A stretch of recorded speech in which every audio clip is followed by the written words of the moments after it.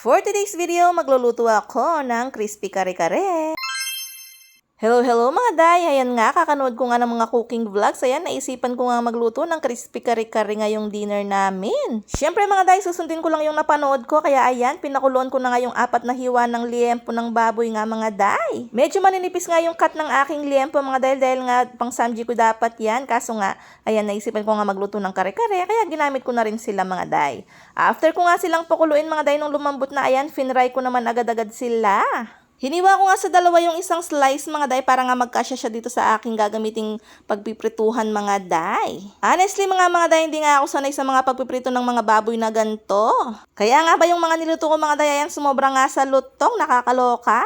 Kaya nga ba nung hihiwain ko ng mga day, ayan, sa sobrang lutong nga niya, nagkadurog-durog yung iba. Kaya ang ending yung ibang hindi ko na nga hiniwa, hinayaan ko na lang siyang malaking ganyan. After ko nga i-fry yung mga baboy mga day, ayan, pinakuluan ko naman yung ating mga gulay, yung ating pechay at saka yung ating sitaw para nga pag nag-plating tayo, kulay green pa nga sila. And then, yung ating mga talong, mga day, ayan, finry ko na lamang sila kung saan ko nga finry yung baboy kanina para hindi na maraming hugasin. After ko nga ma-fry yung lahat ng ating mga talong mga day, ayan, nag-start na rin ako sa ating panggigisa ng ating sauce. Kanina nga habang nagpiprito ako mga day, ayan, pinrepare ko na yung gagamitin kong panggisa sa ating sauce. Siyempre, andyan yung ating bawang at ang sibuyas. After ko nga mag-isa-gisa yung ating sibuyas at saka yung ating bawang, ayan, nilagay ko naman yung ating peanut butter. Mga day, dinagdagan ko para mas malinamnam.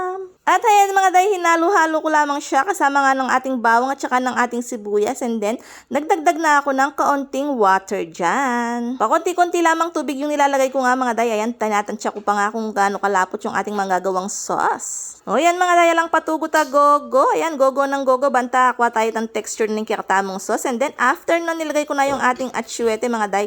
Powder nga yung binili ko at tinunaw ko na lamang nga sa tubig. After nga nun, naglagay pa ako ng konting tubig para nga hindi matuyo yung ating sauce at saka ng pampalasa na magic sarap. At nang maluto ko na nga yung ating kare-kare mga day, ayan, nag-start na rin ako sa ating pagpiplating. O diba, hindi talaga ako artistic mga day. Pagpasensyahan nyo na, okay na yan. Mga day, ang importante, masarap ang ating ulam for tonight. Ayan nga mga day, kahit paano nilagay ko na lamang mga day, pero cute naman siyang tingnan, diba? Mag-agree kayo sa akin, charis. At ayan na nga ang aming dinner for tonight mga day, ang crispy kare-kare ala gidang at may partner pa yan na Barrio Fiesta. Napakasarap ng bagoong na yan. Thank you for watching mga day, kain na!